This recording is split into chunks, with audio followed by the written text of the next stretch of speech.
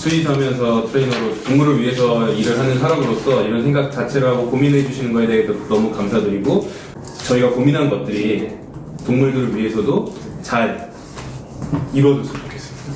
네.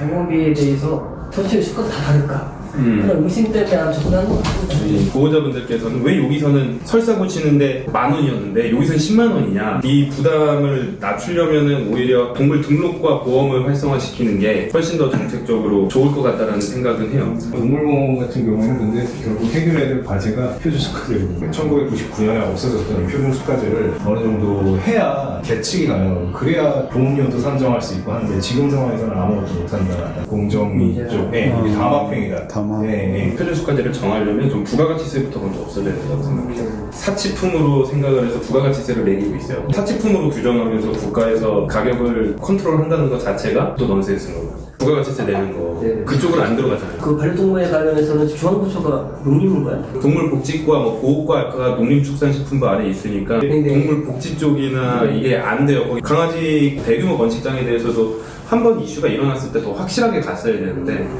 오히려 이제 그 사람들한테 이것만 지키면 맘대로 되는 것 같은 날개를 달아준 느낌도 좀 있고요.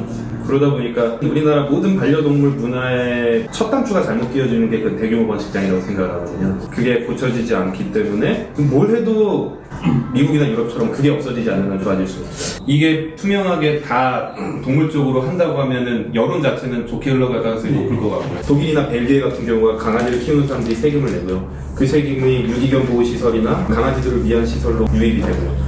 강아지들이 꼭 필요한 트레이닝 같은 거를 배우면 그 세금을 할인을 해주는 거죠. 식품에 대한 간접세라든가 아니면 입양할 때 그리고 맨날 중위세 내는 것처럼 우리 또 반려동물에 대한 관련된 세금을 반려동물이라든가 그 유기견에 관련된 세금으로만 쓰면 이 반려동물하고의 그런 상충되는 생각들이 충분히 이건 해소될 수 있을 거라고 생각을 하는데, 그거를 관할할 수 있는 관할 시험이 있다고 하면 이 예산을 가지고 다시 또 수반시켜서 뭐 복지로 그래서 각 지역에 이제 그런 센터라는 게 있어서 그 반려인들 교육도 해주고 반려동물 분양할 좀 사전 교육을 받고 수료하고 준비가 됐을 때 분양하는 절차를 거치는 게 허들을 좀 많이 높여야 돼요. 목표가 불가능한 목표를 삼으면 이제 대안 자체가 말도 안 되는 대안이 나오거나 현실 불가능한 목표를 삼다 보니 좌절하기 쉽다는, 결국 제 개인적으로는 일본 모델을 따라갈 필요가 있다고 생각을 하는데, 유럽에서는 이제 가족을 입양한다는 생각으로 반려동물을 들이고, 일본에서는 차를 한 대 새로 산다는 생각으로 반려동물을 들이고, 한국에서는 옷을 한 벌 산다는 생각을 한다. 옷이랑 중고나라에 팔 수도 있고 버릴 수도 있는데 차는 조금 더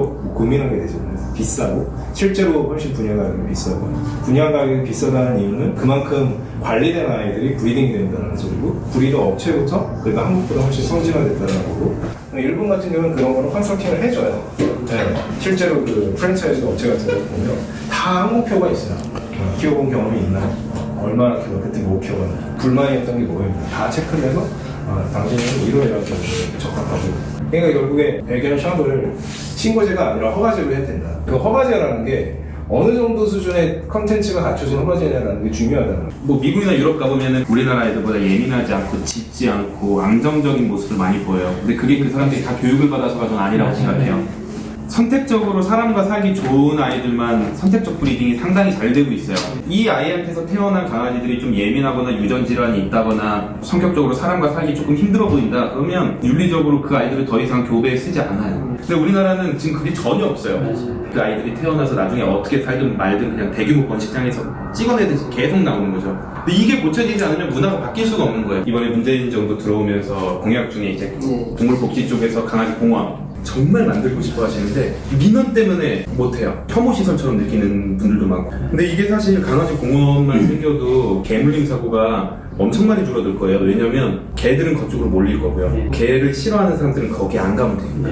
그래서 사실 진짜 좋은 건데 혐오시설이라고 생각하는 사람들과 아니면 왜 우리 세금 갖고 개들한테 저렇게 쓰냐, 저 사람들한테만 좋은 거 왜 하냐, 막 이런 민원들도 상당히 많단 말이에요. 정착되려면 오랜 시간 너무 걸리다 보니까 시도별 반려동물 지원센터라든가 그런 걸 구축해서 기본적인 좀 교육을 시키면 어떤가 싶고, 그게 진짜 제일 저는 좋은 방법이라고 생각을 하고, 사실 지금 유기견 보호소도 국가에서 관리하는 지경이 있는 게 좋은데 그게 지금 제 기능을 못하니까 사설 보호소들이 엄청나게 늘어나고 거기서 문제가 발생되고 이런 것들이거든요. 좋은 인력들이 있어요. 수의사들. 공중방역 수의사라는 걸로 군복무를 해요. 3년 동안. 그 공중방역 수의사 법상 뭘로 돼 있냐면 대동물, 참혹동물만 진료를 보고 방역을 할 수 있게 돼 있어요. 지금 TNR 사업 같은 것들이 있잖아요. 그 고양이들 동물병원에 가서 하면은 뭐 2~30만 원씩 나라에서 돈을 줘요.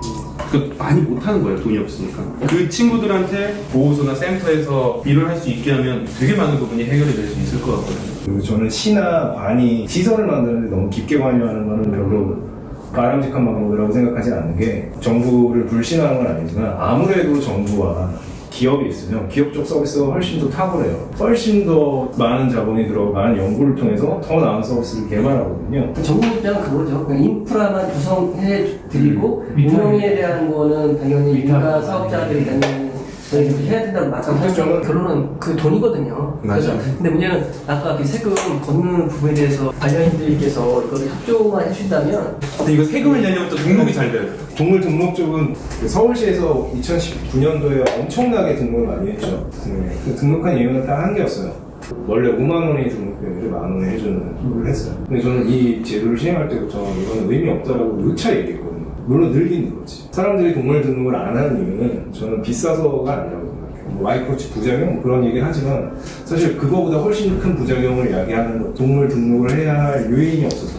이거 하면 뭐가 좋은데? 안 잃어버리면 끝 아니야? 잃어버리면 할 말이 없는 게. 말씀하신 것처럼 센터나 유치원이나 놀이터나 이런 걸 지어놓고 이용할 수 있는 허들을, 그거를 한 사람만 등록할 수 있게 해줘야 돈을 내서 등록을 하고 거기 들어가지, 이렇게 요인을 일으킬 수 있는 방향으로 가야 하는 게 결국엔 맞고. 실질적인 것과 또 이제 보여지기식 정책의 차이가 좀 있을 거라는 생각은 들어요. 사실 저희 이상적이고 사실은 실현 가능한 모델 먼저 저희가 네. 찾아보고 일단 단계별로 바로 뭐 할 수 있는 건 아니니까 네네. 시급한 거 먼저 저희가 뭐 제도적으로 마련을 해보려고 노력하고 있습니다. 반려동물에 대한 세금, 뭐 집석제든 간접제든 이걸 좀 해결해야 될 것 같아서 법안에는 어쩔 수 없이 그런 세금 문제가 녹아 들어갈 수밖에 없을 것 같아요. 이게 보여주기식이 아니라 반려동물 시장은 전혀 다른 시장이기 때문에 매우 복잡한 모델입니다. 똑똑하다는 컨설턴트들 반려동물 스타트업에다가 다 망한 이유가 결국 자기가 생각했던 것보다 훨씬 어려운 시장이라는 거예요. 그런 부분에 대해서 조금 더 전문가의 의견을 들으시고